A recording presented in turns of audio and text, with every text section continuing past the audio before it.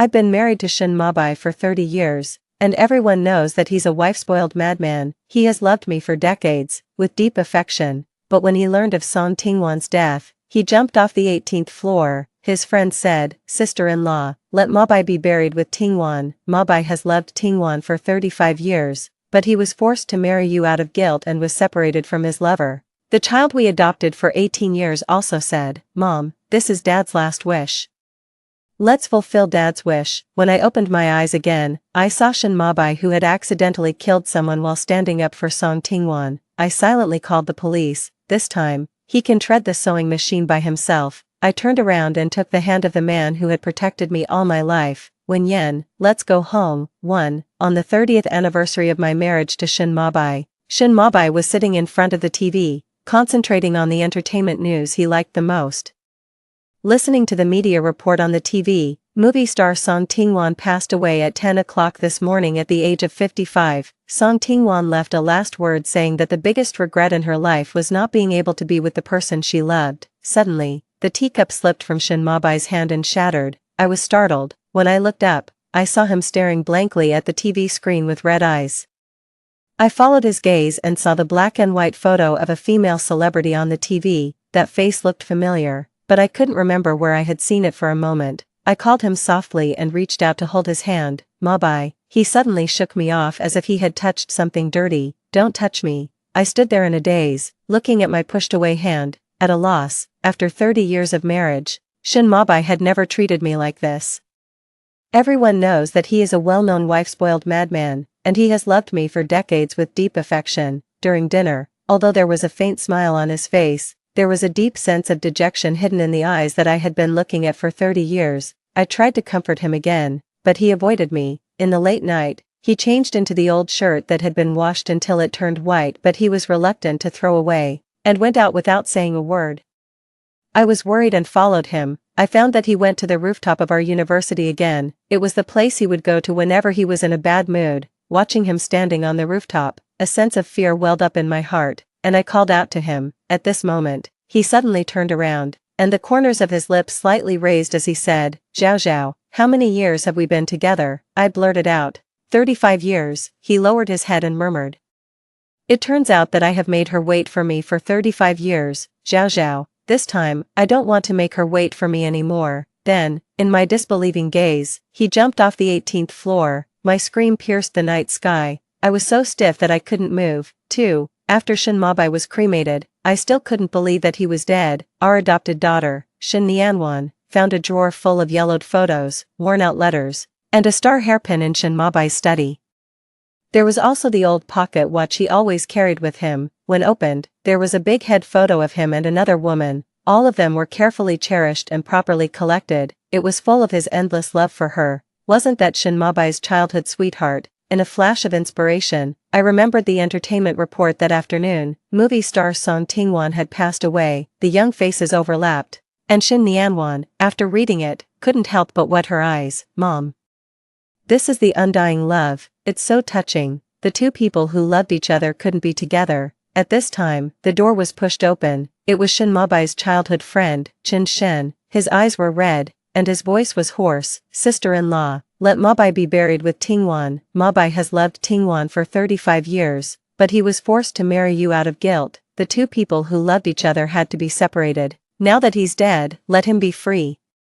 He married someone he didn't love in this life and had a hard time." I was struck by lightning, and my ears were buzzing. Shin Nianwan burst into tears and pleaded, "Mom, this is Dad's last wish. Let him be with the person he loved after his death, just as Dad wished." I numbly walked back to the room and couldn't hear what they were saying behind me anymore. It turned out that the rooftop he often went to was the place where they kissed and fell in love for the first time.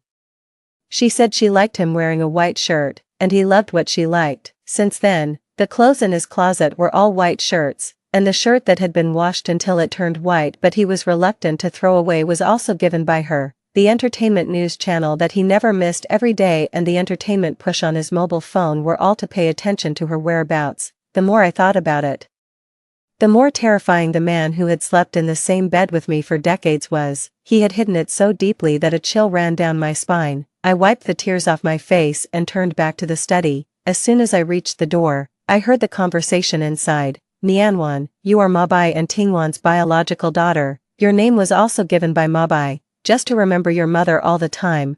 I was struck by lightning and stood there in a daze. "During the 3 years when your sister-in-law was in prison, Mabai stayed with your biological mother all the time. Those were the happiest days for them, and it was at that time that he got your mother pregnant. Later, your mother's body was injured because of giving birth to you, and she couldn't take care of you, so she sent you to your father. After that, your father only had you as a child in his life. That was what he promised Tingwan.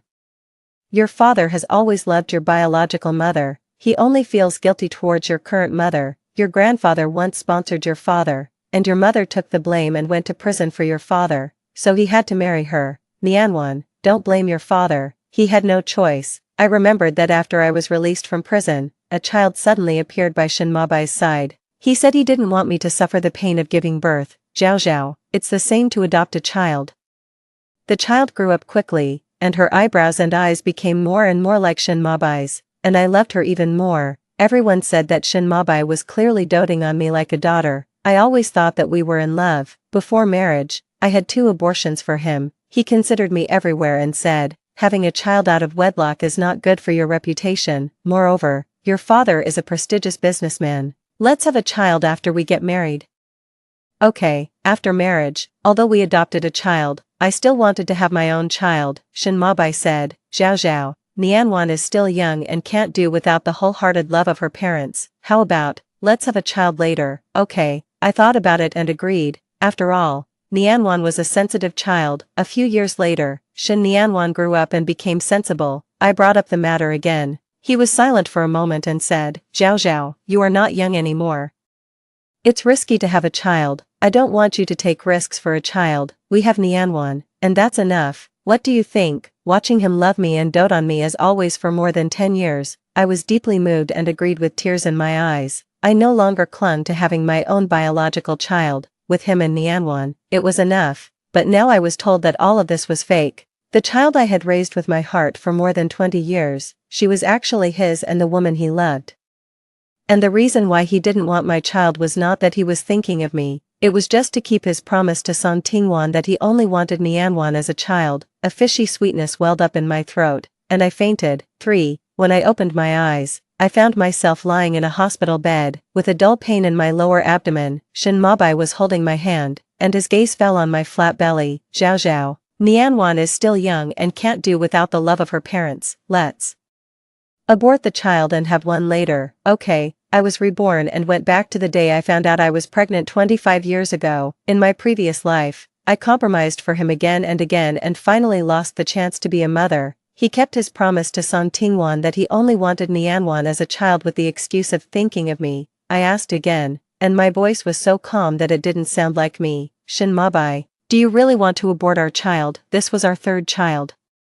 He nodded and gently stroked my hair. "You're still young. For the child, we can." I interrupted him, withdrew my hand, and closed my eyes. "Shin Mabai, let's get a divorce." Shin Mabai looked at me in shock. "Zhao Zhao, do you know what you're saying?" This time, I didn't want to repeat the same mistakes. "Abort the child, and let's get a divorce." "Zhao Zhao, don't say angry words." Suddenly, Shin Mabai's phone rang. After listening, his face changed drastically. He left a sentence, "Zhao Zhao, wait for me to come back." Before he finished speaking, he disappeared at the door. After the child was aborted, during my recuperation, I recalled many things from my previous life. Shin Mabai was a poor student sponsored by my father. He also contributed to my admission to a key university in this city. We were engaged after graduating from university. I looked at the message pushed on my phone. Hashtag the popular actress Song Tingwan was injured and admitted to the hospital.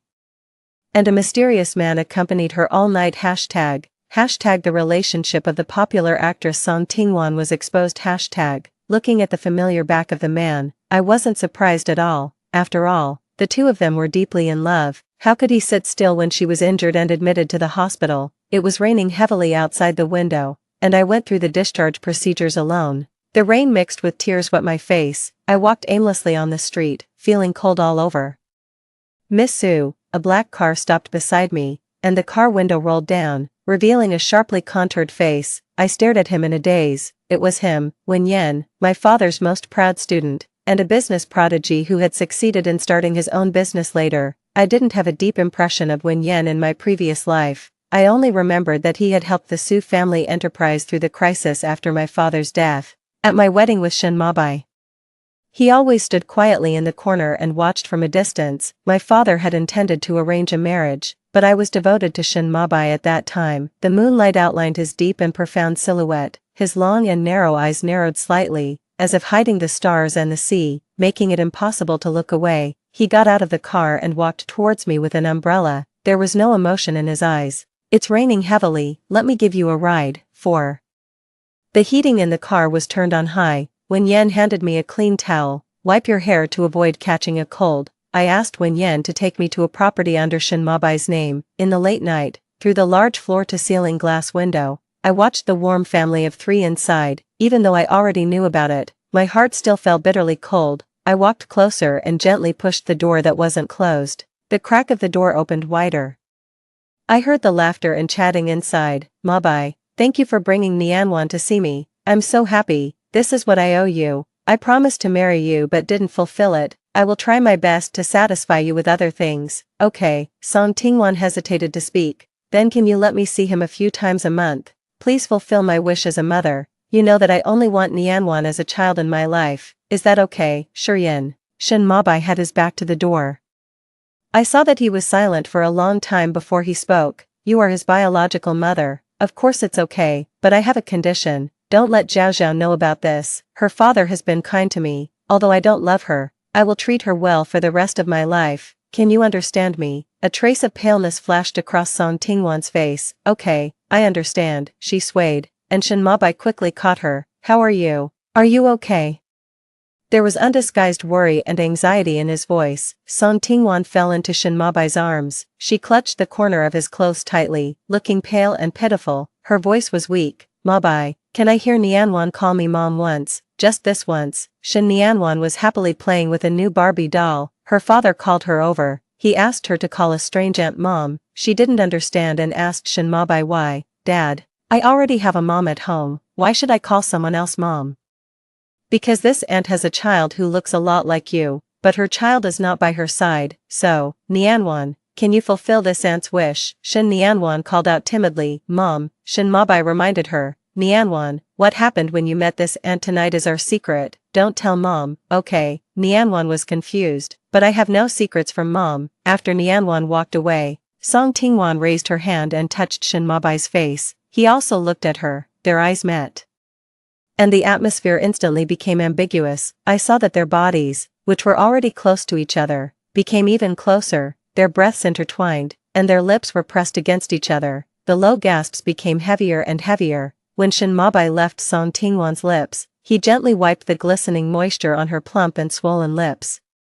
Song Tingwan's gaze followed his every move. She reached out and held the big hand on her lips, and asked tentatively, "Mabai, I'm already content that you often come to accompany me and bring Nianwan to see me. I don't ask for a title, and I won't destroy your marriage with Zhao Zhao." As she spoke, Song Tingwan couldn't help coughing a few times. Shen Mabai looked at her, his eyes full of heartache and guilt. He hugged her in his arms as if she were a rare and fragile treasure.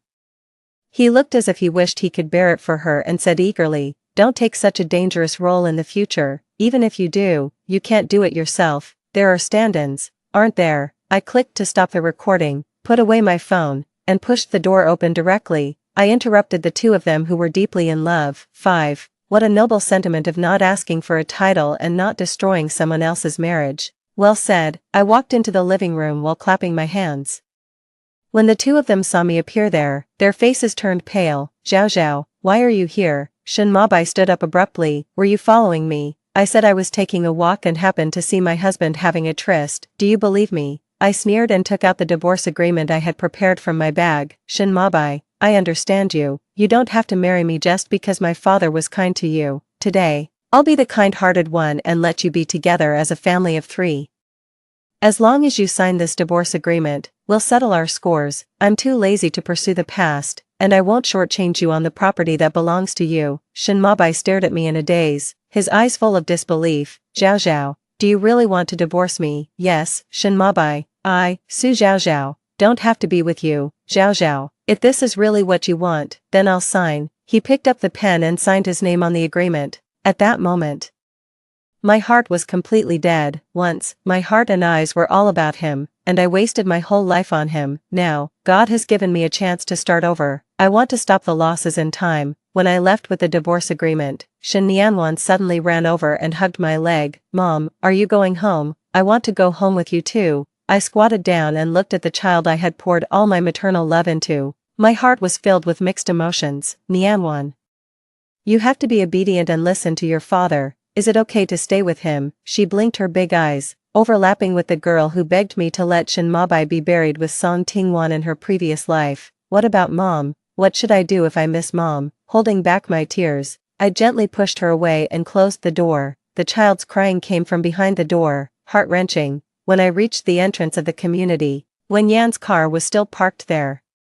He stood beside the car. When he saw me come out, he immediately held an umbrella and came up to me. My voice was hoarse. Wen Yan, please send me back. Behind me, Shin Mabai hugged the crying Shin Nianwan and chased after me. Zhao Zhao, can you bear to leave Nianwan? I didn't look back. Her biological mother is here, isn't she? Shin Mabai's gaze fell on Wen Yan, and his face darkened. Zhao Zhao, who is he? He's my friend. I opened the car door. His voice was filled with obvious anger.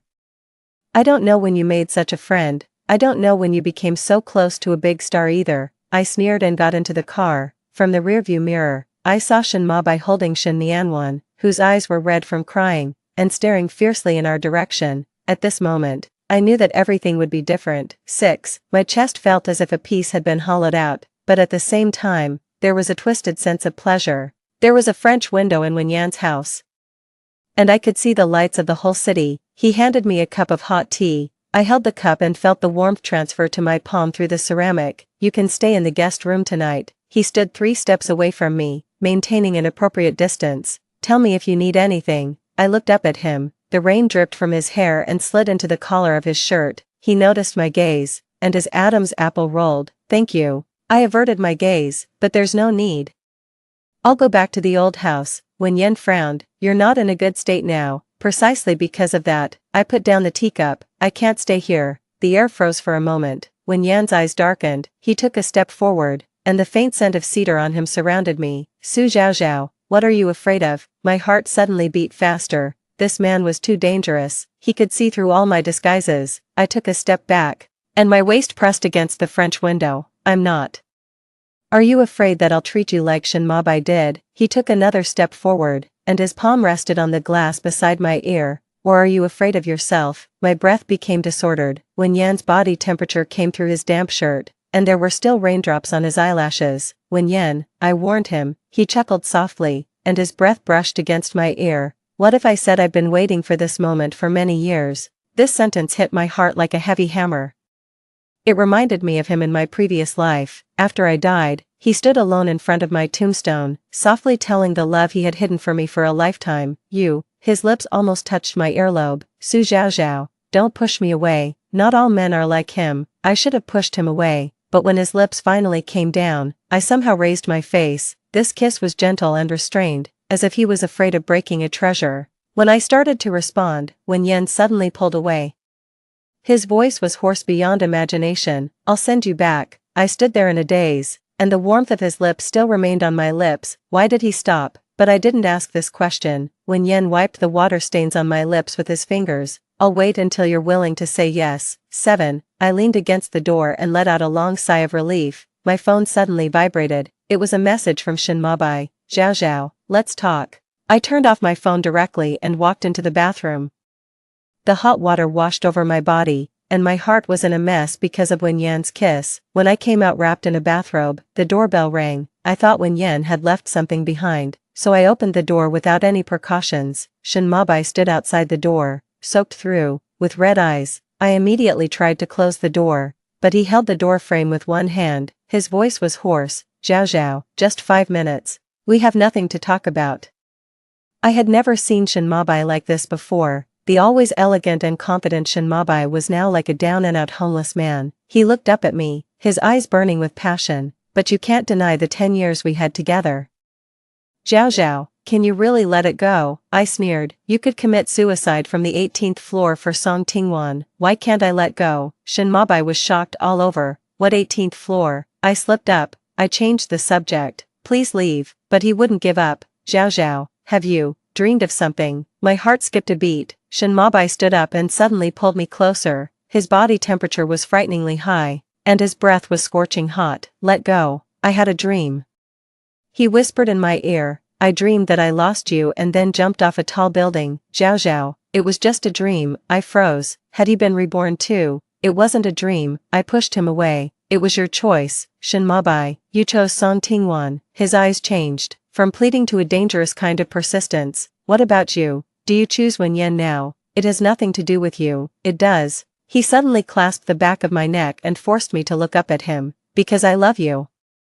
Su Zhao Zhao, for 10 years, for 20 years, until the day I die, I only love you. There is no Song Tingwan. I'll make it clear to her. When I died, I realized that Tingwan was just an obsession of mine. That wasn't love. The person I love is you. You, Su Zhao Zhao. His lips pressed down, carrying the smell of alcohol and rain. This kiss was full of possessiveness, completely different from Wen Yan's restraint. I tried my best to push him away, but he wouldn't budge. His arm tightened, completely imprisoning me in his arms. His heart was beating frighteningly fast, and I could feel it through his soaked shirt on my chest. Zhao Zhao. His lips moved to the side of my neck. Give me a chance, just once. Just as I was about to sink in, Wen Yan's voice came from the end of the corridor. Su Zhao Zhao. 8. We both turned our heads. Wen Yan stood at the elevator entrance, holding my coat in his hand, the one I left in the car. His eyes changed from surprise to coldness, and finally returned to a terrifying calm. It seems I came at the wrong time. He walked over and handed me the coat. Your things. Shen Mabai still had his arm around my waist and looked at Wen Yan provocatively. Mister,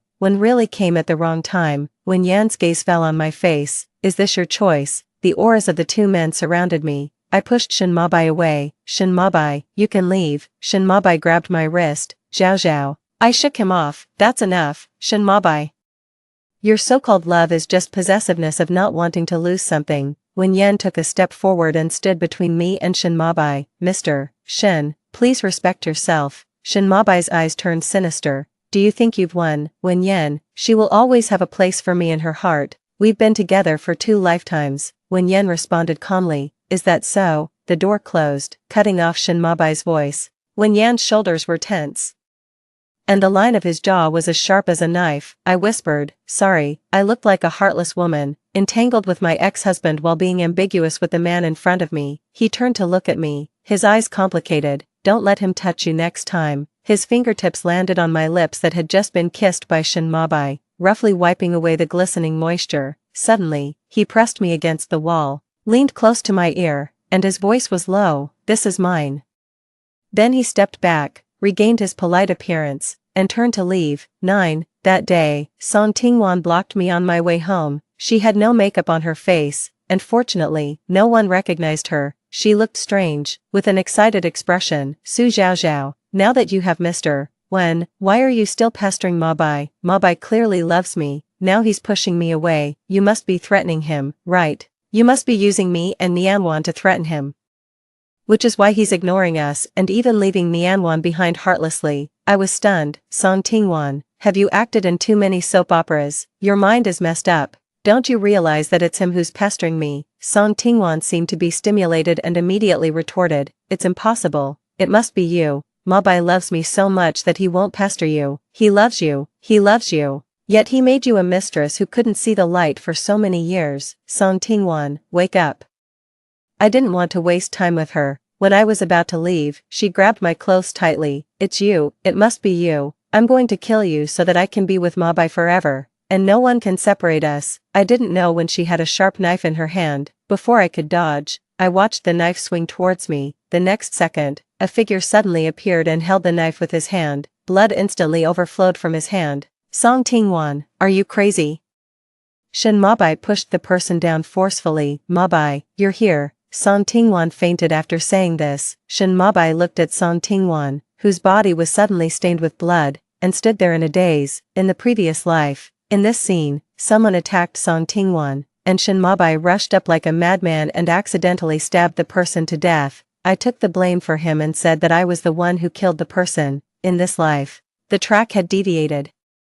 Song Tingwan lost the 1-month-old child in her belly. Mabai, it's my fault. I didn't protect our child. Shin Mabai stood up straight and remained silent, not knowing what he was thinking. After a long time, he finally spoke. Tingwan, I made it very clear to you before, the person I love is Zhao Zhao. I've already given you the resources you wanted, and I paid the child support for Nianwan. We have nothing to do with each other from now on. If you hurt Zhao Zhao again, I won't let you off.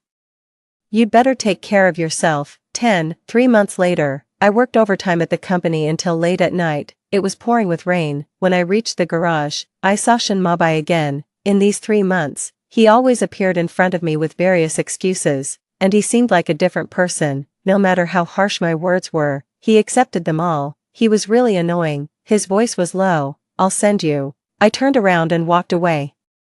He immediately got out of the car and chased after me, grabbing my wrist. Let go, I said coldly. His thumb rubbed against my wrist bone, and the touch was burning hot. Zhao Zhao, I've confessed everything to Song Tingwan. I won't see her again, and for Nianwan, I'll give her back to you. As long as you want, we can have a child in the future. Okay, Shin Mabai. I interrupted him and pried his fingers off one by one. There's no future for us. We have no future together.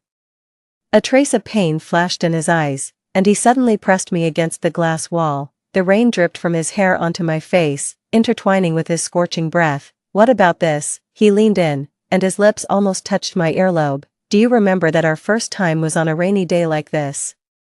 In the car, you were so nervous that you were shaking, and enough. I raised my hand and slapped him. At this moment, a blinding car light shone over. When Yen walked over and didn't even look at him, I took the initiative to hold his hand. Let's go home. Behind me, Shin Mabai's gritted voice came. When Yen, she slept with me for 7 years. I know every inch of her body. When Yen suddenly turned around and punched Shin Mabai in the face, Shin Mabai staggered back, blood oozing from the corner of his mouth, but he smiled provocatively. What, did I hit a nerve? When Yen slowly straightened the cuffs, Mr. Shin's mouth stinks. Zhao Zhao, I don't believe you have no feelings for me. I know you're just angry with me, right? The car stopped in front of the villa, and the rain became even heavier. When Yen held an umbrella to escort me, the umbrella tilted entirely towards my side, soaking his right shoulder with rain.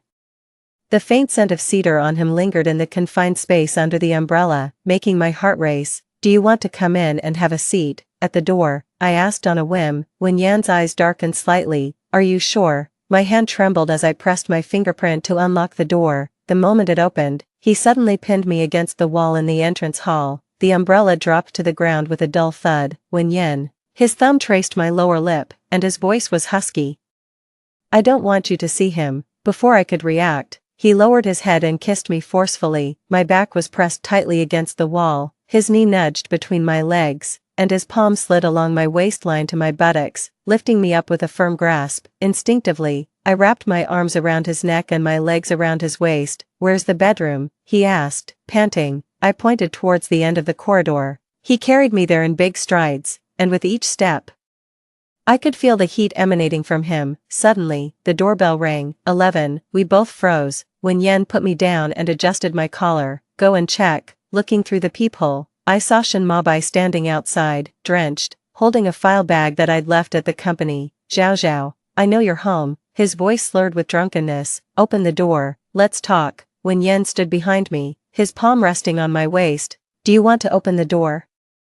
I shook my head and opened the door just a crack. Leave the file and go. Shin Mabai's gaze passed over me and landed on Wen Yen standing in the shadow. His eyes instantly turned cold and fierce. So soon you let him into your inner circle. Shin Mabai, have you forgotten that we're already divorced? He suddenly pushed the door open and barged in, the smell of alcohol overwhelming. Wen Yen immediately stepped forward to stand in front of me. Mr. Shin, please respect yourself.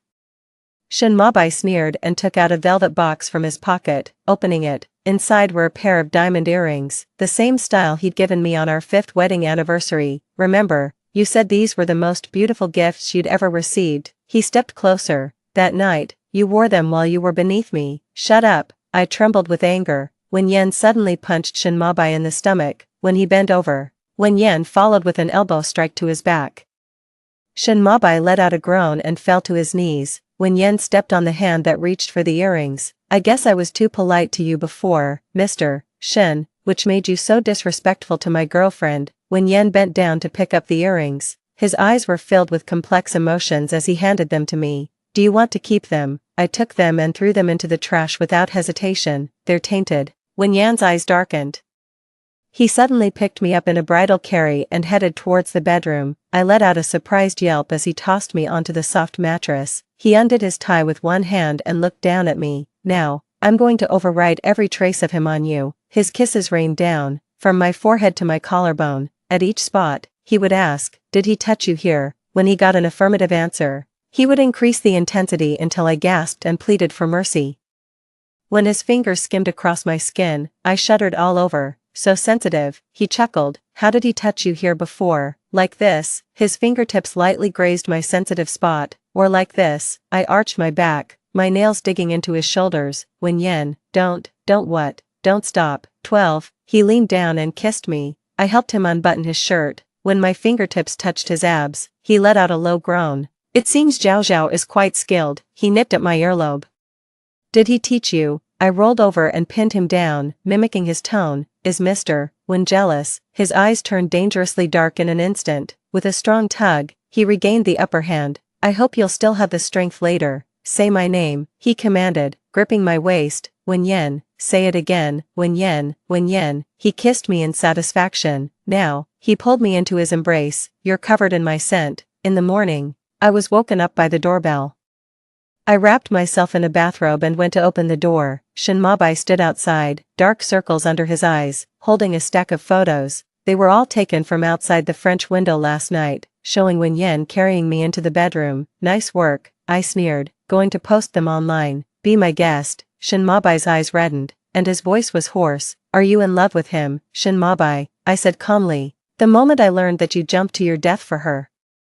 My heart died. He looked up sharply, his pupils constricting. That wasn't real, I said softly. Whether it was real or not, I don't love you anymore, Shen Mabai. I'll say this one last time. I hope you won't bother me again. You weren't like this before. Wen Yan walked over and put his arm around my waist, planting a kiss on my forehead. Shen Mabai gripped the stack of candid photos, his knuckles turning white as if he wanted to crush them. His gaze passed over me and landed on Wen Yan. Wen Yan was only wearing a bathrobe, and there were scratches on his chest that I'd left last night. Shen Mabai's breath caught visibly, and suppressed rage and pain swirled in his eyes. He reached out to touch me, but Wen Yan grabbed his wrist. Mr. Shen. Wen Yan's voice was as cold as ice. Please leave. Shen Mabai stared intently at Wen Yan, hatred almost overflowing from his eyes, but in the end, his hand dropped limply, and his shoulders slumped. Fine, I'll go. His voice was hoarse. When he turned around, his back was hunched, making him look 10 years older in an instant, but just as he was about to step out of the corridor, he suddenly turned back. His eyes were bloodshot, like a gambler staking everything on one throw. Zhao Zhao, if I jump from here, will you forgive me? My heart sank heavily. In my past life, he had jumped off the 18th floor to die for Song Tingwan. Now, he stood by the railing at the end of the corridor, one flip over, and it would be a bottomless abyss. Wen Yan immediately sensed my stiffness. His arm tightened, pulling me protectively into his embrace. Shen Mabai, I took a deep breath, my voice cold and firm. Stop the act. Whether you jump or not has nothing to do with me. Your life is your own, and so are your choices. Stop using death to manipulate me. Shen Mabai stared at me blankly, as if seeing me clearly for the first time. Then, he laughed. It was uglier than crying. I turned around and took the hand of the man who had protected me all my life. He turned and walked away, step by step, his back looking so lonely, as if abandoned by the whole world. Wen Yan closed the door and pulled me into his arms, feeling sorry for him. He asked in a low voice, his fingers gently rubbing the back of my neck. I shook my head, leaning against his shoulder and closing my eyes. No, I just feel, it's finally over. Wen Yan let out a soft laugh and kissed the top of my head. Yeah, it's over. Now, you're completely mine. Story 2. I was raised as an only child in a wealthy family, blessed with fair skin, beauty, and a lively, cheerful personality, which made me quite popular. Before going abroad to study, my teacher asked me to help take care of a new transfer student from a poor background. I helped her integrate into our class, but she started a rumor that I wanted to be her sister-in-law. On my 18th birthday, during a rainy night, her thuggish brother broke into my house. Afterwards, he boasted everywhere, she's going abroad, how innocent could she be? The experience was splendid. Unable to bear the humiliation, I jumped off the rooftop, in their haste to reach me. My parents met with a car accident and both died, in the blink of an eye. I found myself reborn on the day the poor transfer student arrived. The morning reading session was loud, but it couldn't drown out the pounding of my heart. The pain from falling off the rooftop hadn't faded, and my eyes were drawn to the year 2022 on a test paper. I had been reborn, a year before, on the day the transfer student arrived. My deskmate waved a hand in front of my face. What are you daydreaming about? Hurry up and review, we have a quiz soon. I almost choked as I muttered. Okay, the bell rang, and the homeroom teacher walked up to the podium with a smile. He gestured to the timid girl at the door and said gently, "It's okay, come on in." He affectionately placed his arm around the girl's shoulder. "This is our new transfer student, excellent in both character and learning. She's ranked first in her previous school. Come, introduce yourself to everyone." The girl's worn-out uniform was clearly too large for her, her shoes were muddy, and she nervously twisted her fingers, emitting an aura of discomfort. "Hello everyone, my name is Cece, and I hope to become good friends with all of you. My dream is to study and work hard to give my grandmother a better life." Suddenly, she looked up, revealing bright red cheeks. Which rural school did this country girl come from? What's that on her face? A monkey's butt. It's so red. Teenagers, far less polished than adults, speak their minds outright. Whispers quickly spread across the classroom. Hearing the ridicule, Cece's head, which had just lifted, dropped again. "All right, quiet down," the teacher promptly intervened, glancing over at me. "Lynn, I'm Lynn, well liked for my friendly nature, getting along well with teachers and classmates." Here, I raised my hand in response. My classmates looked towards me with grinning faces, waiting for the teacher to continue. "Cece, this is Lynn, our class representative. If you can't find me, you can always go to her." "Lynn, did you hear that? Help me look after our new classmate when you can." Cece's eyes sparkled as she looked straight at me. Hearing me say, "Of course," she finally relaxed, no longer clenching her fists. I was determined not to let the teacher down and to take good care of Cece. Along with all the pain from my past life, the only available seat was next to the trash can, so the teacher had Cece sit there first. I went to the water dispenser and filled 3 large cups of water, handing them to Cece. "You must be thirsty without a water bottle. Here, have some water." Feeling my warmth, Cece was moved almost to tears. "Thank you." She turned her head, thinking I couldn't see, and smugly curled her lips, rolling her eyes. Cece had neither books nor materials. In my previous life, I took the initiative to move next to her and study with her. Later, we continued to share a desk. This time, however, I'm no longer going to offer help just because I can sense her reluctance due to my empathy. Good intentions directed at the wrong person can be a disaster. During class, Cece quickly drank all 3 cups of water. Soon after, she clenched her legs together and squirmed uncomfortably. It seemed like she needed to use the restroom. As soon as the class ended, Cece rushed over to me and said, "Lynn, I pulled out an English language tape from my desk and put on my headphones. Just a moment. I'm unsure about the pronunciation of a word." That moment turned into an entire break. When the bell rang for the next class, Cece's face had turned the color of a liver, and she had to endure another period. After class, I took the initiative and pulled her with me, apologizing. "Oh, I'm sorry, I got so engrossed in the listening exercises that I lost track of time. The teacher asked me to take good care of you, so let me show you around the campus first." Making sure to pass by the restroom was part of the plan, and Cece didn't object. The student restroom was nearby, but I deliberately took her around the back. There was something else I needed to confirm. Just when Cece seemed like she couldn't hold it any longer, I stopped in front of a fountain and started explaining leisurely. "This fountain only operates at this time of day. The principal is quite strict about." When I turned around, Cece was gone. I waited there and saw her coming out of the faculty restroom. Our school's faculty restroom is quite hidden, and even students who have been here for 3 years might not find it. Cece finding it right away meant she was very familiar with the school. Cece must also be reborn. Things were getting interesting. In the evening, my dad, after picking up my mom, came to drive me home from school. "Dad, Mom," I rushed into their arms, acting spoiled. "Oh, you're so big now and still so clingy. Aren't you afraid your teachers and classmates will laugh at you?" "Not at all. I'm Daddy's girl and Mommy's girl." As we were about to enter our residential area and stopped at a red light, I noticed an elderly man with graying hair struggling with a large bag of trash, followed by a student in a uniform. This student seems very kind. My mom remarked, watching from the window. Let's get out and help too. That student was none other than Cece, a resilient little girl who lived with her grandmother, embodying the spirit of being poor but ambitious. In my past life, she had won over my parents' affection in exactly this way. She lived with her grandmother in an underground parking lot, and because it was too cold in the winter, my parents let her stay at our house and even considered her their goddaughter. However, after causing my death, she bought my parents a high-value insurance policy. Tragically, my parents soon died in a car accident. Cece not only inherited a large amount of money but also received a substantial settlement. The more I thought about it, the more suspicious it seemed. Just as my dad was about to drive into the residential area, I opened my backpack and said, "Dad, I think I left my homework at school." "Is that so? Look again, and if you really can't find it, I'll drive you back to get it." My mom playfully tapped my forehead. Why don't you just leave your brain at school as well?" I stalled for time by the roadside. I never imagined I'd miss meeting Cece. Unexpectedly, I witnessed an even more amusing scene. After Cece pushed her grandmother away with a cart full of junk, she came back pushing her from the other direction. She wasn't helping at all. She was actually mistreating her grandmother, using her as a prop for her act.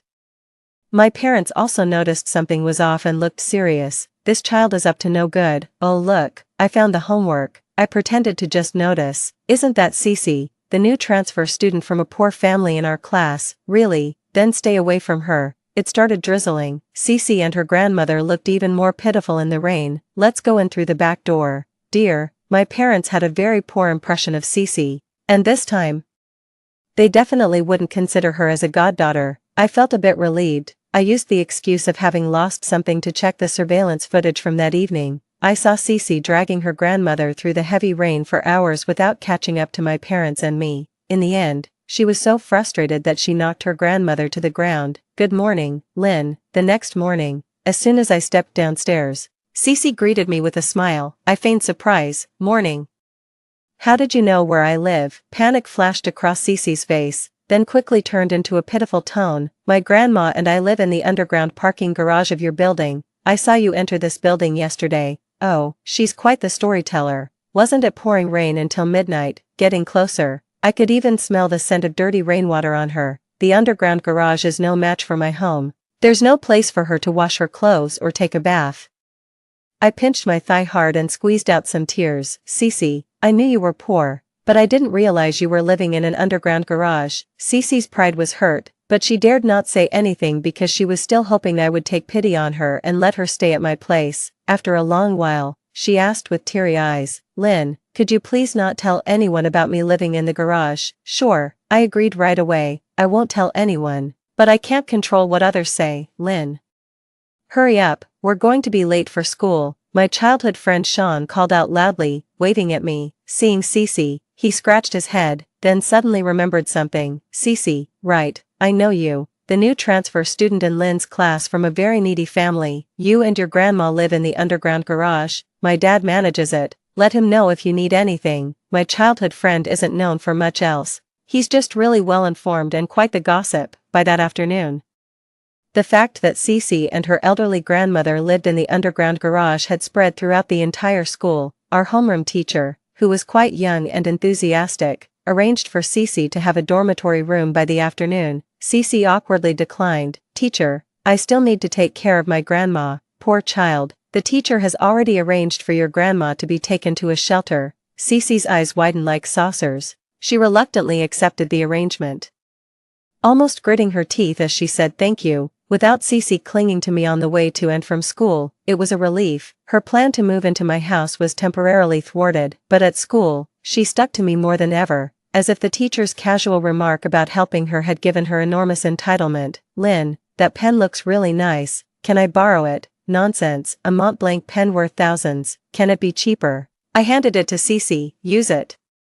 It's easy to go from frugality to luxury, but hard to revert back to frugality from luxury." Cece's vanity is off the charts. This is the trap I meticulously prepared for her. "Lynn, your hair clip is so pretty. Can I borrow it?" A Mio hair clip, over 3,000 each. "Lynn, Whenever Cece wants to borrow something, I generously lend it to her. the difference is, in my past life, seeing her pitiful eyes, I proactively shared everything with her at home, to protect her pride. I never mentioned it at school. This time, every request she makes is in the classroom, under the watchful eyes of our classmates. The classmates secretly call her freeloader. My deskmate couldn't stand it and reminded me, Lynn, be careful, don't lend her everything. I don't think she has ever returned anything. What sweets. A week later, Cece's school uniform arrived. The moment she walked into the class wearing the new uniform, everyone was quiet for a long time, turning their heads to look at me, because she looked too much like me. Cece, who was almost the same build as me, just a bit shorter, now wore my pink Meow Meow hair clip, her hair tied up just like mine, even the placement of the clip identical. Lynn, don't we look like sisters now? I chuckled dismissively, not wanting to deal with the sly fox. She took out her phone. Lynn, let's be friends on social media. My heart skipped a beat. In my past life, she stole photos from my social media, pretending to chat and fall in love with her delinquent brother as me. This time, my social media photos are all atmosphere shots without showing my face. Just to be safe, I decided to hire a bodyguard. I asked Sean to find Brian, the school bully. When I met Brian, he was standing in the corridor, with a line of girls waiting to give him love letters. Hey, why are you cutting the line? Reluctantly, I lined up. Fortunately, Brian was quick to reject them. Soon it was my turn, and I handed him a thick leather envelope. Please be my. I hadn't finished saying bodyguard. Brian weighed my envelope. Okay, I agree. What, that fast? But I haven't finished speaking yet. Brian lazily lifted his eyelids. With so many people, your envelope is the thickest. Well done. Of course, it's my years of saved New Year's money. Why wouldn't it be thick? After speaking, Brian turned and left, acting all high and mighty. Suddenly, he paused, came back, and stared at my badge for a long time. Lynn, okay, I've got it. Why do I feel like this school bully is a bit off? Never mind, let's leave it for now. In the evening after school, a few vocational high school ruffians on motorcycles blocked the school gate. My deskmate grabbed my hand, making sure no one was around. Lynn, did you hear? Cece has been telling everyone how good you are to her. She's got her eyes on her brother. She wants to be his sister-in-law. That thug holding roses at the door, that's her brother. Following the direction my classmate pointed, I spotted Evan in the crowd, the man who often haunted my nightmares. There he was, leaning against the bulletin board, puffing away at a cigarette. Bright red ash fell on the blood-red roses, causing the delicate petals to wither rapidly. Evan was the same age as us, but he never wore the vocational high school's uniform. He wore an earring in his left ear, and his eyebrows were slit at the last third. His eyes were slightly upturned, and his smile was mischievous and somewhat frightening. After his parents divorced and started new families, neither wanted him, so he was raised by his alcoholic uncle, known for his fierceness in fights. He was a notorious school bully with a lot of popularity. Many young girls clamored to call him their big brother. Cece was one of them. Through the smoke, I glanced at Evan, as if sensing something. He also looked up at me. A wave of physical discomfort made me turn around and hide instantly. My classmate gripped my trembling hand. She was about to cry from fear herself, yet she comforted me. Lynn, it's okay. I'm here with you. I hugged her. Thank you, classmate.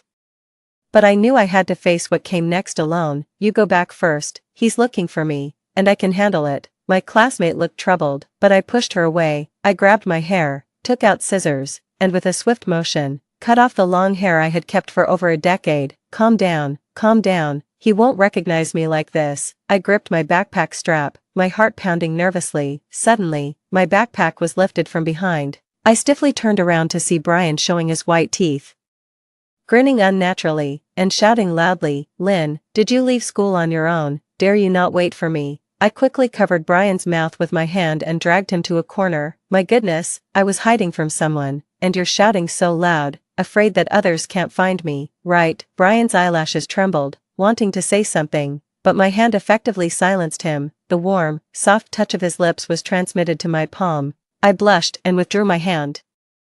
Is that idiot at the door squatting for you? Brian saw the rose in Evan's hand and cursed under his breath. In the time it took me to nod, he had already dragged me in front of Evan. Lynn, I've got you covered. Only then did I notice that Brian, who appeared thin and frail in his loose blue and white school uniform, actually had clearly defined abdominal muscles. No wonder he was the most popular boy among the girls at school. Brian was even taller than Evan, his presence more imposing. He smiled, a look more intimidating than if he'd been frowning. Are you sure you still want to go after her? Evan looked me up and down. Casually, he tossed the rose into a trash can. Evan clapped his hands. My mistake. Evan might be fierce in fights, but Brian was not only fierce, he fought recklessly and was also a rich second generation. Even thinking with his toes, Evan wouldn't want to clash with Brian. As we walked on the way home, it just hit me. Oh right, Brian is the bodyguard I hired. Why am I hiding from him? I turned around to find Brian still following me. He's truly a qualified bodyguard. I gave him a thumbs up. Hey, who is this? Sean approached me before he recognized me. He stared at my short hair, gesticulating in the air for quite a while. Lynn, you cherished your hair so much, and you cut it. I touched my unevenly cut hair and curiously asked Brian. Sean and I grew up together and he didn't even recognize me. How did you recognize me in the crowd? Brian slightly tilted his head, avoiding my gaze. He carelessly ruffled my hair and chuckled confidently. PSH, it was a piece of cake for me. Oh, thinking about Evan's ominous glance when he left sent shivers down my spine. By the way, Brian raised his eyebrows and handed me my backpack. It was so natural that I had forgotten when he had taken it. Could you pick me up and drop me off at school every day? With all the money I'm paying, this request should be manageable, right? Brian's warm hand rested on my shoulder. The pressure was light but it dispelled my fear of Evan. Coward. His tone was light, almost affectionately teasing at the end. Just as I wanted to probe further, he had already walked away, leaving only his back to me. Hey, did you agree? Brian waved his hand, his tone lazily familiar. Or what else? So, he meant yes, right. Sean pondered for a moment with his hand on his chin. Lynn, are you facing some trouble? I smiled and shook my head, then nodded. Yes, but I'm working on it. You know you can ask me for help, too. Sean's gaze was unusually serious, but I just smiled and went upstairs to my apartment. In my previous life, when everyone sided with Cece, I had sought his help. The rumors were rampant. Everyone was blaming me for being inappropriate with Evan. I thought Sean would stand by me, but his eyes full of disappointment told me to behave myself. The present Sean hadn't done anything wrong, neither had the past one. It was just that he hadn't made the firm choice to stand by me as I had hoped. The next morning, Brian showed me what else meant. He actually had a driver pick me up for school in a Maybach. The black Maybach stood out conspicuously at the base of my apartment building. Brian even rolled down the window and flipped through a newspaper. Such a typical rich kid. Even the lady selling pancakes at the corner was taken aback. I quickly passed by Brian, wearing a hat and mask. He grabbed me by the back of my neck. Lynn, where are you off to? No, my lord, can we keep it low-key? Brian swallowed. Buy me a pancake with sausage and egg, and I'll get out and walk with you. Wallet 5. Make sure it is sausage and egg. Wallet 9. This is torture. I began to wonder if hiring Brian was the right decision. Brian, you're good at fighting, right? I tried to console myself with that thought. Want to see my abs? He straightened up and leaned towards me, jokingly. I get it, you're curious. Come on, try it yourself, he said, offering the food. No, that's okay, I replied, waving my hands dismissively. I get it, you're shy. Maybe some other time. Brian elegantly finished his pancake, the morning sun casting a satisfied glow on his face, making him look like a content little fox. It's amazing how handsome he is. Even eating a pancake looks like a model shoot. 20 minutes now, Brian said, glancing at his watch with a smile that rippled across his face. No wonder you didn't want to take a car. You wanted to spend more time with me. I was speechless. Lynn, were you okay yesterday? My classmate came over to check on me but was suddenly pushed aside by Cece. Her eyes red from crying. Lynn, I'm so sorry. I rolled my eyes internally and walked to my seat. Cece continued her act. It's all my fault. I let my brother see your photo. You're just too pretty. And he just, graceful and fair. A gentleman's ideal. It's natural to admire beauty. Cece deliberately downplayed the situation. But I knew she had stolen my photo to impersonate me and aggressively pursued Evan. The chat logs were explicit. And later she even spread screenshots as evidence. However, she messed up this time. Not expecting Evan to confront her so soon. Oh, it's okay, it's been dealt with, I said, noticing a deep-seated resentment flashing through Cece's eyes. She was absent-mindedly twirling her hair, which I noticed as soon as I entered the classroom, and she had also cut her hair to the same length as mine. In front of the whole class, I looked straight at Cece. Was it you who said I was being nice to you just to lure Evan and become your sister-in-law? Cece's pupils dilated with panic. How could that be? Why would I say such a thing? I nodded, understanding. That's good then. To avoid any misunderstandings, I think it's better to clear things up. I was nice to you because the class teacher asked me to take care of you as you were new here and I left my sentence hanging, sizing up Cece without mentioning the word underprivileged. Her pride made her face flush with embarrassment. The resentment in her eyes becoming harder to hide, I shifted my gaze. I was only being nice because of the class teacher. I hope I don't hear any strange rumors from anyone in the future. Cece's nails dug into her palms as she nodded awkwardly. Several gossip-loving girls in the class shifted their gaze onto Cece. I realized that in a previous life, Cece had started spreading rumors about me much earlier than I had noticed, but she quickly adjusted her attitude, clinging to my arm. Lynn, you won't stop being friends with me over this, will you? Her eyes reddened as if I would be committing a grave sin if I refused. Of course not. Cece breathed a sigh of relief. For the perpetrator, rebirth is just an opportunity to traverse the same path with more experience. The experience of victory can be gratifying and make one arrogant, but it can also lead to complacency. When will Cece realize that I, too, have been reborn? I hope it's not too late. I'm looking forward to it. Lynn, your jacket is so beautiful, Cece exclaimed. Grabbing my Chanel jacket and slipping it on, the weather was getting cooler, and everyone was layering their uniforms with coats. In her previous life, Cece lived at my house. She was treated just like me, with my mom even buying matching sister outfits for us. Now, she doesn't have it as good. The pens and hair clips she uses are small items, which she finds easy to borrow from me. I underestimated how shameless Cece could be. I never expected she'd also ask to borrow clothes. Lynn, I don't really have any clothes. Can I borrow your coat? I pretended it was a difficult decision. Sorry, Cece, I really can't do that. I've sold my coats on a second-hand trading platform, and I hardly have any clothes left myself. You should try asking someone else. Cece was stunned by my refusal and stood there in shock for a while. Cece, if you don't mind, you can wear mine for now. The class monitor offered her a faded coat. Cece pursed her lips and did not accept it. My deskmate, who has always disliked Cece, bluntly said, "Oh my dear class monitor, do you think she would even consider your coat? She's the type who eyes Chanel worth tens of thousands." The rest of the classmates looked at Cece with disdain and scorn. Cece forced a smile uglier than crying and took the class monitor's coat. How could that be? Thank you, class monitor. The next time I saw the class monitor's coat, it was in the trash can in the restroom. Cece was stomping on it. A stark contrast to her usually sweet demeanor. What trash? How dare it touch me? I wasn't lying when I said I had sold many clothes because I needed the money. Hey, Maggie, keep a close eye on this shelter, especially when Cece goes back on the weekends. In her previous life, her parents died under mysterious circumstances, and Cece was experienced in claiming insurance. I had a bold suspicion. To confirm it, I paid someone to closely watch Cece and her grandmother's every move at the shelter. After venting in the restroom, Cece returned. A group of young girls surrounded me. Lynn, tell us about what happened yesterday. Yeah, I heard that after school yesterday, Brian almost fought Evan from vocational school for you. Two top dogs fighting over one school beauty. Oh my, it's just like a novel's heroine. At this age, girls are very curious about romantic gossip. Soon, I became the center of attention. Cece, feeling anxious, pushed her way in. Actually, Evan was there for me. He's my brother, and Lynn and I look so alike. He just mistook her for me. Cece changed her previous story and winked at me. She whispered in my ear, Lynn, it was my fault about Evan. I'll handle it for you. Handle what? It looks like you just want to steal the spotlight. Wow, is Evan really your brother? As expected, the conversation shifted to Cece.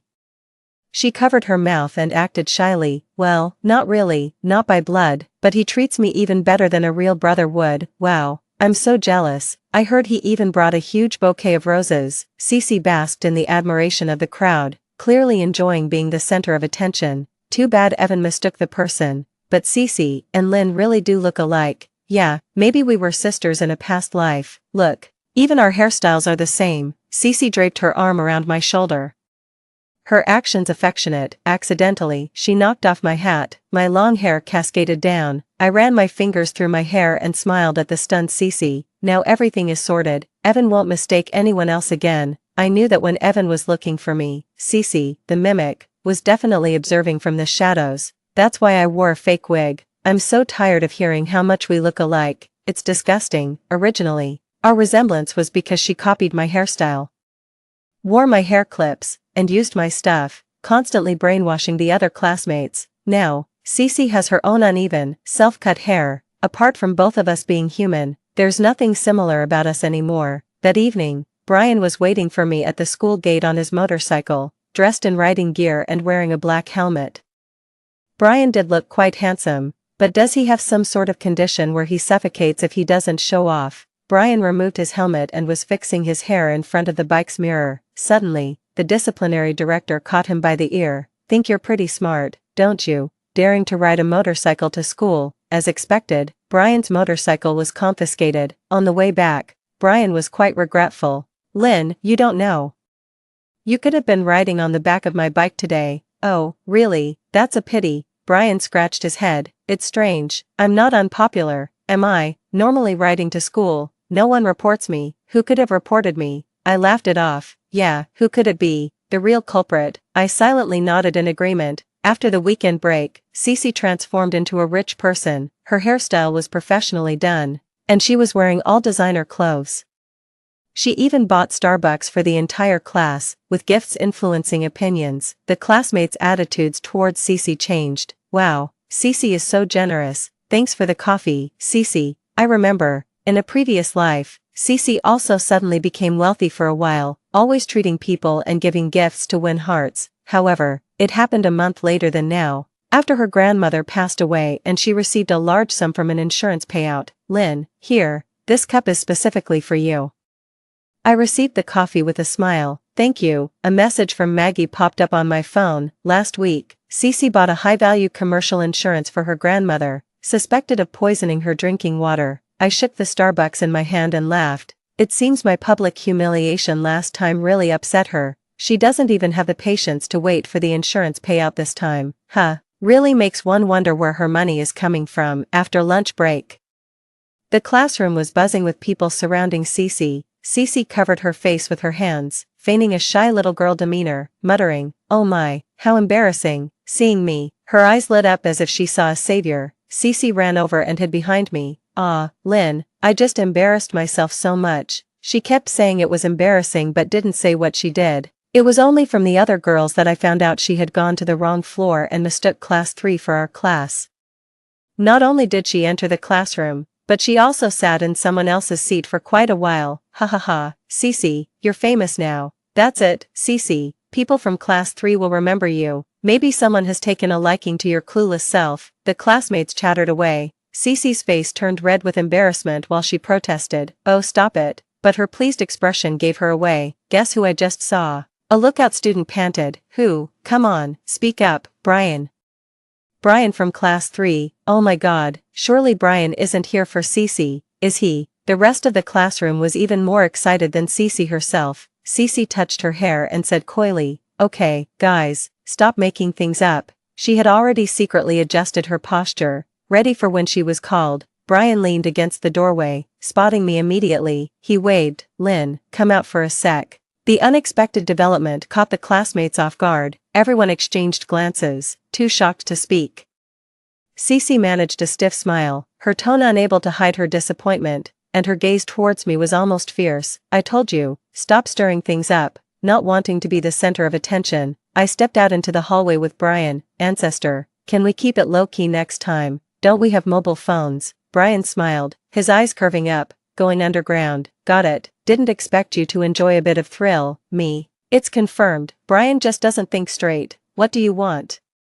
"What? I can't look for you if there's nothing urgent." I turned to head back. Brian grabbed my shoulder, turning me around. "Lynn, I can't take you home tonight. I'll have Sean do it." As an understanding employer, a bodyguard should have his own life too. I nodded. "All right, I'll grant you half a day off." Brian chuckled, affectionately ruffling my hair. "Thanks, boss." Cece was indeed admired by someone in the wrong class. But it wasn't Brian, it was Jerry. Jerry was average in looks, academics, and background, but he was slick and could mingle well with both good and bad students. In a past life, Cece would complain to me about Jerry's advances while showing him goodwill, causing her great distress. Too embarrassed to reject him herself, she asked for my help. In front of class 3, I helped Cece reject Jerry. The next day, Cece accepted Jerry as her brother. And their relationship grew closer while I ended up completely offending Jerry. Jerry's few words worsened my reputation among other classmates. Later, many false rumors about me originated from Jerry. This time, I would definitely not repeat the same mistake. In the afternoon, Jerry took Cece out several times. First, he treated her to ice cream and gave her a big bag of snacks. Then, he helped her with her homework and moved her desk. The third time, he personally put a necklace on her. With Jerry, Cece was shy and happy every moment, but back in class, she was downcast and wept at her desk. With teary eyes, she pleaded with me, "Lynn, Jerry keeps approaching me, and I'm too embarrassed to refuse. Please, help me." I took her hand, stormed to class 3 with determination. The reflection in the window glass showed Cece's triumphant smile behind me. I ran into class 3, cupped my hands around my mouth, and shouted, "Jerry, Cece likes you." Cece froze. Class 3 exploded. The uproar nearly flipping the classroom. Cece, eyes red with anger and disregarding her image, screamed, "Lynn, how could you spread such nonsense and make up rumors?" Holding my chest innocently, I asked, "Did I really do that? Did I misunderstand you then? That shouldn't be the case. If you don't like Jerry, why do you never refuse him when he seeks you out? Why do you let him help you with your homework and move desks? Why accept his snacks and gifts? Aren't you still wearing the necklace he gave you around your neck?"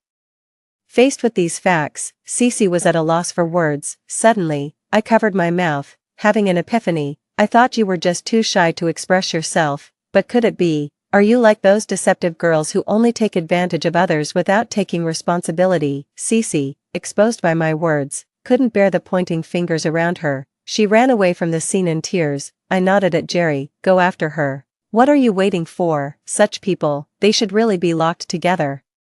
Later that night, Sean drove me home, hesitating as he spoke. "Lynn, you seem quite different lately." "Oh, have I? Lynn, could you stop hanging out with Brian? We're just not from the same world." "Not from the same world, but I feel like you and I aren't from the same world either."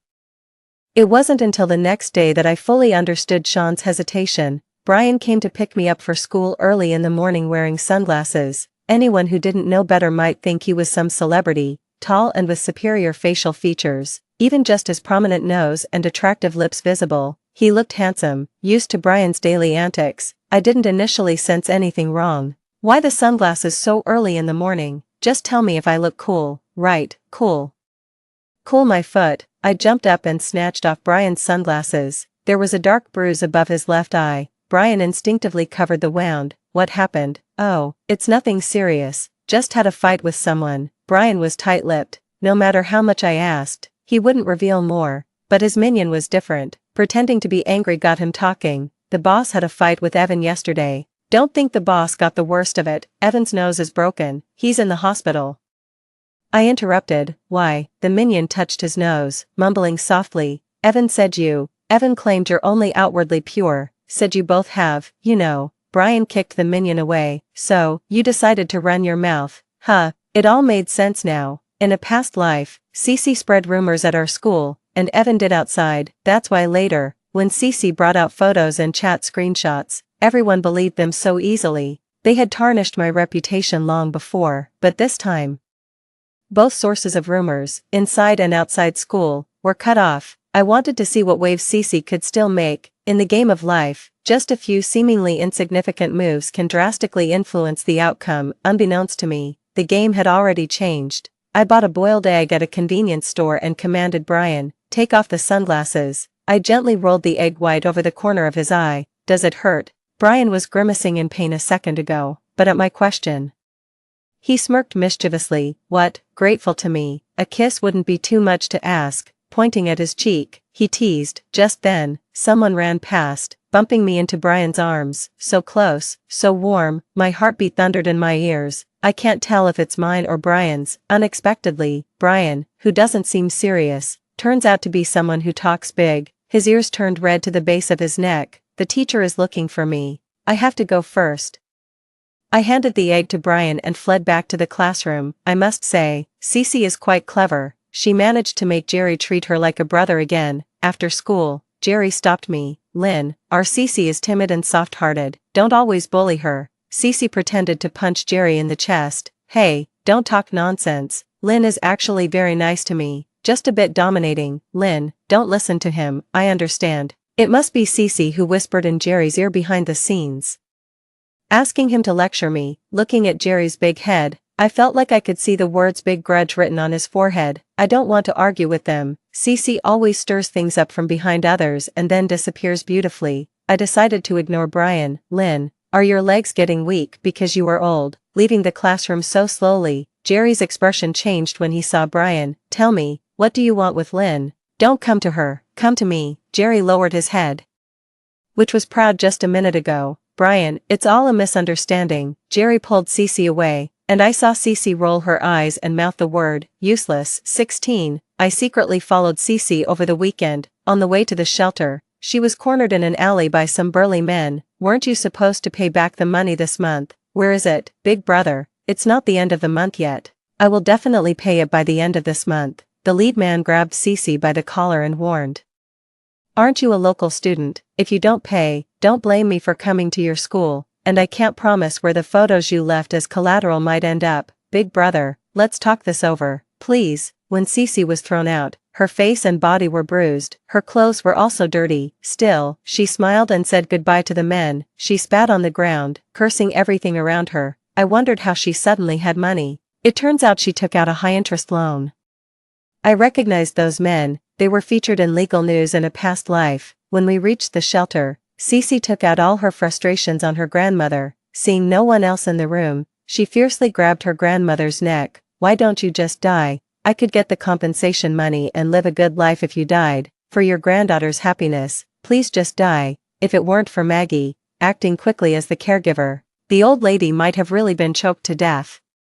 Before leaving, she even poured a whole bottle of medicine into the grandmother's water dispenser. She thought she was flawless, but every move and expression was clearly captured by the newly installed hidden cameras at the shelter. Wednesday was the last autumn outing of our high school days. It was a day off, and everyone was in high spirits. Our class was large, and the bus couldn't fit us all. So Cece insisted on dragging me to sit with class 3. Brian, used to being dominant, took up 2 seats on the bus by himself, wearing over-ear headphones. He rested with his eyes closed. Cece shyly tried to touch Brian, but Jerry dragged her away. Cece, I've got a seat here. The bus started, and I ended up sitting next to Brian. Brian frowned, his eyes still bleary from sleep. Upon seeing me, his eyes widened in surprise. He shifted aside and took off his headphones. Why are you here? He asked. Our class bus ran out of seats, I replied. Oh, he muttered, after a pause.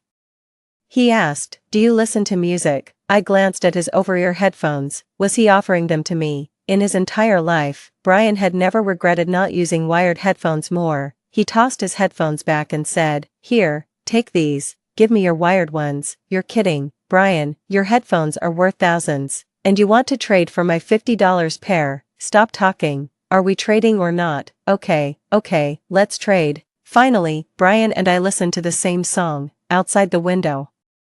The sun was bright, and his clear gaze was filled with me. My heart, oh my heart, the entire building for rent, all for you. Field trips were never innovative, just a hike and a communal farm meal at noon. During lunch, a little incident occurred. A boy from the kitchen chased after a cat that had grabbed a fish. This boy, Ray, was quite famous at school. His family wasn't well off. After repeating years and failing to get admitted into college, he eventually dropped out.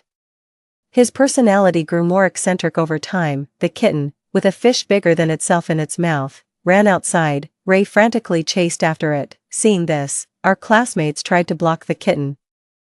However, Cece started filming with her phone. It's just a fish, she said. The poor kitten hasn't eaten. What's the harm in letting it have the fish? Some cat lovers sided with Cece immediately. Exactly. Animals don't know what stealing is. Just let it eat. Cece grabbed my arm. Lynn, don't you agree? I picked up a piece of fish. Then why don't you spend $50 to buy the fish and give it to the cat? That way, the owner doesn't lose out, the kitten gets fed. And it shows off your kind and beautiful heart. Yeah, Cece, you buy it. Cornered, Cece told Ray, stop chasing it, I'll buy the fish. Ray let go, but when he later asked her for the money, she denied ever agreeing to pay. In a hidden corner, she argued, I didn't eat the fish, you let the cat escape, why should I pay? She even posted the video online, exposing Ray's family as heartless. The restaurant's business plummeted, and they received death threats, but Cece didn't care. She was only concerned about gaining a large following and maintaining a positive image. In my past life, I felt sorry for Ray and paid for Cece. I never expected it to turn out this way this time. When we left, Ray's look towards her was chilling. A butterfly flaps its wings once, and a tsunami follows. Cece, you've sown the seeds, now let's see what fruits they bear. That evening, Cece insisted on another gathering at Evan's place, an outdoor barbecue market, to match me with Evan. She really went to great lengths, but what she didn't expect was that I also invited Brian, Sean, and Jerry to join us. Seeing so many people made Cece unhappy, though she didn't show it. She pulled Evan over and introduced him, trying to clear up any previous misunderstandings. This is Evan. I think there might have been some misunderstandings before. I hope we can talk things through and become friends. And this beautiful lady here is Lynn. You've always liked her, haven't you? Cece gave Evan a meaningful look. The last time Evan and Brian had a fight, which Evan lost, he probably felt too embarrassed to mention it. Her introduction made the whole scene incredibly awkward. I, on the other hand, enjoyed the drama and added fuel to the fire. I heard Evan and Jerry are both your brothers. Which one is the older brother and which one is the younger? Already frustrated, Evan, who was dealing with Jerry, not the easiest person, was provoked by my comment. The two ended up dragging Cece away for a confrontation. Cece looked both furious and helpless as she was pulled away. With the three troublemakers gone, the dinner became lively once again. Towards the end, Brian's friend from another school got a bit drunk and asked him, "Wow, bro, how did you manage to win over such a pretty girl?" Brian grinned from ear to ear, pulled out the envelope I had given him as a bodyguard fee, and boasted, "Why would I need to chase anyone with looks like mine? It's the other way around." He proudly patted the envelope, but his face turned pale the moment he opened it. It seemed Brian and I were not on the same wavelength. Brian pulled me aside to a secluded spot. "What is this supposed to mean?" I replied quietly. "The bodyguard fee." Brian almost laughed in disbelief. "So you've considered me as a bodyguard all this time?" I nodded and added, "And as a friend." Brian looked genuinely upset. His eyes rimmed red. I tugged at his sleeve. "We can't be dating early, right? The head teacher said it's not right." Brian licked his lips, too upset to speak. "So, are you still going to be my bodyguard?" Brian didn't answer but insisted on walking me home. At my doorstep, I looked at him with a tilted head. "Are you really mad?" Brian left me with a view of his proud silhouette. That night, he posted a picture of his motorcycle on social media with the caption, "But it's me, it's me. Unfortunately, I've sold the bike." Should I like the post or pretend I didn't see it? What a dilemma. After returning from a holiday trip, the bulletin board was plastered with inappropriate photos. My classmate showed me the digital version. Intimate photos taken in a small hotel, with Evan and a faceless girl. My classmate whispered a warning, "Be careful. Some people are saying that girl is you." Cece hadn't changed a bit. Still playing the same old tricks as before. This time, however, there were no rumors about me outside the school, apart from what Cece believed. I pointed out a mole on my shoulder. "How could it be me? The girl in the photo doesn't have this mole." "True, but that hairpin looks really familiar." Seeing that no one suspected me, Cece grew desperate. "Right, isn't that Lynn's hairpin?" I smiled at Cece. "I remember lending it to you. Everyone saw it." "Right." Cece tapped on her pencil case, pretending to dust it off. "I gave it back to you a long time ago. You're not going to pin this on me, right?" Cece was clearly trying to pin the identity of the girl in the photo on me by pointing out a scratch on the hairpin. That scratch was there when I borrowed it. Of course, I had made the scratch myself. For this day alone, Lynn, it's not wrong to like someone. There's no need to be shy about it. Cece deliberately made others think I liked Evan. My previous denials were just out of embarrassment. After hearing Cece's words, the way several classmates looked at me changed. I didn't defend myself. Instead, I looked straight at Cece. "Did you really return what you borrowed from me?" Of course, Cece didn't understand why I suddenly asked this, and she clearly lacked confidence. "Oh, that's strange. Why haven't I received anything then? Let me see. A Meow hairpin worth over 3,000 each is enough for a legal case, and there are several of them. Plus my Mont Blanc pen. I've calculated it. The total is 170,000. That's a significant amount. I need to call the police right away." I had just dialed a number. Cece grabbed my hand. "Lynn, could you be mistaken? Maybe you forgot it at home." "No, I never bought many things that expensive. I bought them all for you. I only lent them to you. And now you say you've returned them." but I don't have them here, so they must have been stolen. Cece's eyes darted around quickly. Just after I finished the police call, she grabbed her bag. Intending to head to the restroom, I stopped her. You can go to the restroom, but maybe leave your bag here. Cece's eyes teared up, looking wronged. How can you accuse me like this? I just wanted to go to the bathroom. The people around murmured in disapproval. That's right, it might not be Cece who didn't return them. Maybe Lynn really did forget them at home. As time ticked by, Cece desperately tried to dispose of the evidence. Clutching her bag and trying to rush out, I tripped her. Ah. Lynn, that was too much. Clatter. The contents of Cece's bag spilled all over the floor. Look, isn't that Lynn's hairpin? Yes, and the pen too. Cece frantically stuffed the items back into her bag, insisting, I bought these with my own money.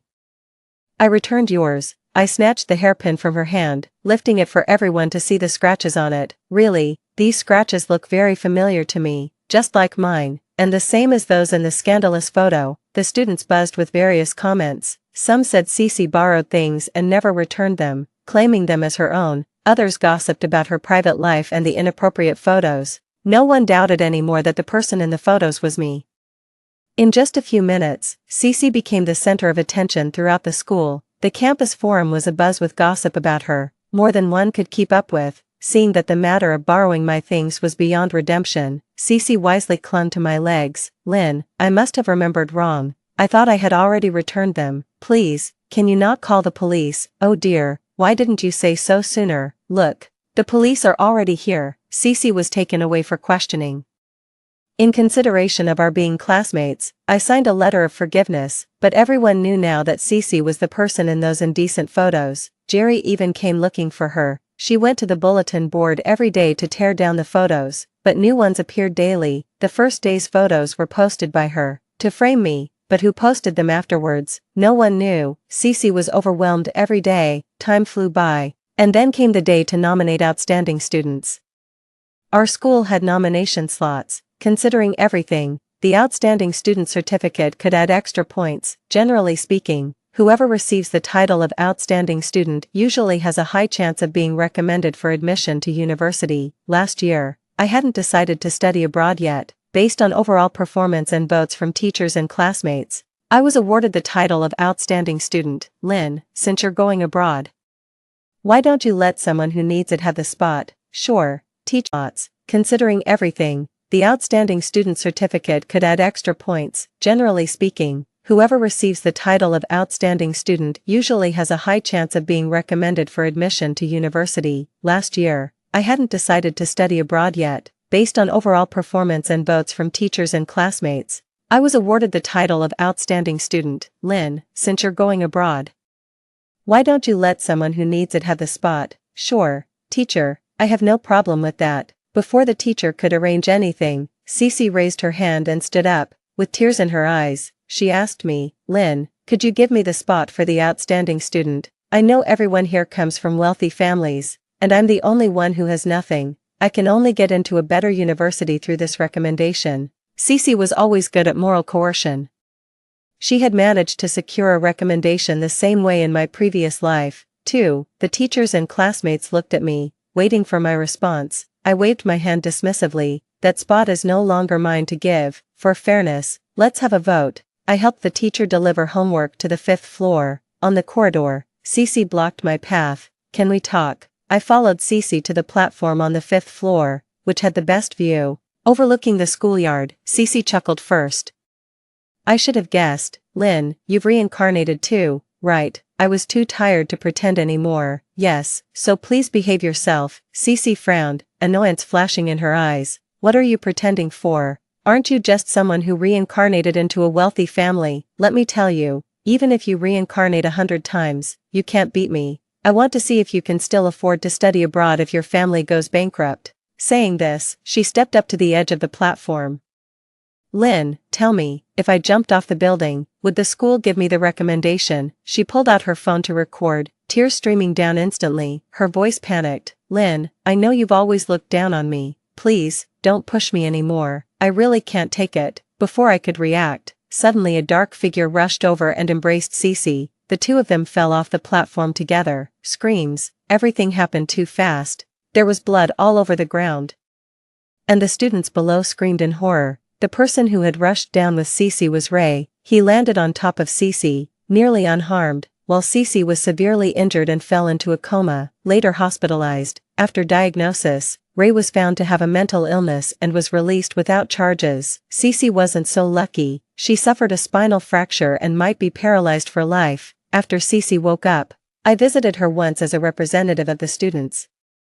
The doctor said there's a 96% chance the surgery will be successful. After your surgery, try to start afresh. Seeing me, Cece was so angry her veins bulged. Mind your own business. I placed the fruit basket just out of her reach. I never understood why you hated me so much, given that I was never bad to you. Cece clenched her fist and gave a sinister smile. It's because you were too nice to me, Lynn. We met as children at the city's joint evening show, and you even gave me a cake. Back then, I thought since you gave me a cake, why not give me your wealthy dad and kind mom too? Later, I managed to do it, but unfortunately your parents were too loyal to you. Even after you died, they still loved you. So I tampered with their car and got a hefty compensation. It turns out that her parents' deaths in her previous life really were connected to her. Cece, malicious people won't meet a good end. Leaving the hospital room, I heard Cece smash the water glass on the table and scream, "If I can't have peace, neither will you." Not long after I returned, Cece, despite her physical disabilities, started a live stream. In the stream, she applied makeup to look like she was injured and wept pitifully. My name is Cece. I am officially reporting Lynn from Class 7, Grade 12 at First Senior High School, for bullying me at school. Her paralysis and the frightening makeup quickly attracted a huge audience. Many unscrupulous reporters lined up to interview Cece. Cece provided detailed information. Soon, not just my personal information, but also the details about my dad's company and my mom's workplace were exposed and scrutinized thoroughly. People began boycotting my father's company's products, driving the company to the brink of bankruptcy. My mother was also suspended from her job. Despite everything, my parents didn't blame me. Instead, they comforted and protected me. Lynn, don't worry. Falsehoods can't become truth. Your mom and dad believe in you. If it gets too much, you can always go abroad. This might be a good opportunity for us to relax as a family. But at night, I would see my father smoking on the balcony. He, a middle-aged man, was putting out resumes on job sites. Beneath my mother's bright smiles was evident sorrow, and her hair had turned significantly grayer. My classmates could testify for me. But the number of outraged netizens who didn't know the full story was overwhelming. Some people I didn't even know started blocking my way to and from school. Luckily, Brian was there to protect me. Aren't you angry? Brian playfully tried to cheer me up. Brother here mixes in the streets, and I value integrity. Don't worry, I've taken the bodyguard fee. I'll definitely protect you. Brian's eyes showed deep concern. Lynn, just say the word, and I'd do anything for you. I knew that with Brian's family's resources, handling this situation would be a trivial matter, but I wanted to handle it myself. What could be more satisfying than personally dealing with my enemies? Cece, I gave you a chance. You chose not to take it, so don't blame me for being ruthless. At noon, I put on a hat and a mask and went to a small restaurant frequented by loan sharks. I had just sat down when they walked in. I deliberately positioned myself so they could see the video playing on my phone screen. My name is Cece. I am officially reporting Lynn from Class 7, Grade 12 at First Senior High School, for bullying me at school. The group was instantly captivated. Holy smokes, boss, look, isn't that the little bitch who owes us money and hasn't paid us back? She's making so much money from live streaming and still not paying us back. To Qingshan Hospital. Let's go find her. While they caused a commotion at the hospital, Cece was undergoing surgery. Disturbed by the chaos, the surgery, which had a 96% chance of success, failed. When Cece woke up, she received the devastating news. Ignoring the thugs demanding money and trying to find the doctor, she demanded, how could a surgery with a 96% success rate fail? Who was the chief surgeon? I want to see the doctor who operated on me. The doctor who had performed her surgery, during the procedure, was dragged out by the loan sharks and hit his head against the hospital wall and was now lying in a hospital bed. To protect the doctor, the hospital refused to let Cece meet him. Frustrated, Cece picked up her phone and started a frenzied live stream from the hospital, gaining a lot of attention once again. The hospital, with no other choice, released video evidence. The thugs, who had been ignored until then, racy photos that Cece had mortgaged with them were also released. Oh my. What a spectacle. So she owes money and doesn't pay it back, someone finds her and attacks the doctor at the hospital, and she still has the nerve to cause a disturbance. What decent student would take out loans with such high interest? Seeing the overwhelming negative comments online, Cece panicked. It wasn't me. It wasn't me. It was all Lynn. Lynn forced me. Still so professional, even at this time, she tirelessly tries to smear me. Unfortunately, public opinion had already shifted. So you just do what you're forced to. Don't you have a brain? Why do I feel like not a single word out of Cece's mouth is true? Meanwhile, I had Brian upload the video of Cece at Ray's house to the internet. Ah, it's just a fish, right? The kitten is so pitiful. It hasn't eaten. What's wrong with feeding it? Stop chasing me. I bought the fish. I didn't eat the fish. The cat ran away on its own. Why should I pay? When Cece first released this cat-loving video, it was very popular. I didn't expect such a turnaround. The way people once praised Cece to the skies, they now cursed her viciously. Ah, Ray, isn't that the person who carried her down the stairs? Oh my, no wonder. I heard after she exposed him online, his business was ruined. Truly, what goes around comes around. The retribution is swift. Under continuous attacks, Cece became emotionally agitated and increasingly irrational. She yelled at the camera, "What are you doing? I'm the one who's hurt. I'm the one who's paralyzed. Why don't you pity me?" Instead of speaking for them, seeing Cece's distraught and agonized state, I pushed Grandma into the live stream. It was time to deliver the final blow. Cece nearly went mad upon seeing Grandma alive. Retreating and clutching her head, she wailed, "Impossible, impossible. You were supposed to be dead. How are you still alive? Don't come any closer. Stay away." Grandma wiped away her tears and apologized to the camera. "I'm sorry. I didn't raise Cece right. Everything she said before was a lie. Please don't believe her. I never imagined that my granddaughter, whom I took great pains to raise, would try to poison me for a large insurance payout. If it weren't for Lynn, I might have been dead." With the truth revealed, I handed over the evidence of Cece slandering me, along with her attempt at poisoning for insurance fraud, to the police. The police legally arrested Cece for defamation and attempted murder. Ah. You wicked old woman, you didn't let me be born into a rich family, and now you ruin me. Cece crawled towards us like a madwoman, but security knocked her to the ground. As the police car arrived, she broke free and climbed onto a windowsill, shouting, "No, this isn't right, I want a redo." She jumped again. Unfortunately, she got her neck caught on a tree branch and survived. This time, she was not only paralyzed from the waist down but also from the neck down, completely incapacitated.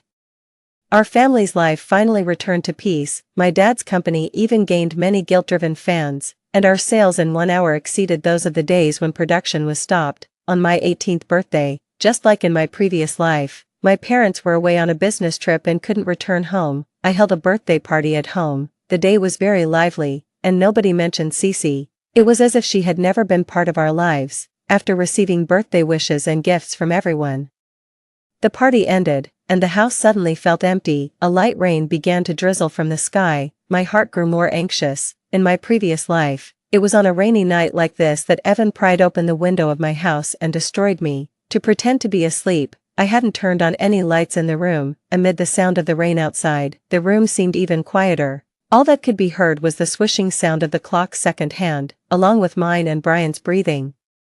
I was lying on the bed, and he on the floor. Cough, cough. Brian cleared his throat in the darkness. "Lynn, are you asleep?" "No." "Do you think Evan will really come tonight?" "I don't know." The atmosphere quieted down again. Bzzz. Brian's phone vibrated. I turned to face his gleaming eyes. "Lynn, it's midnight. What's that on your face?" "A monkey's butt." "Why so red?" I chuckled. "Yeah, thanks." Brian scratched his head, trying to lighten the mood. "Haha, you asked me here to protect you.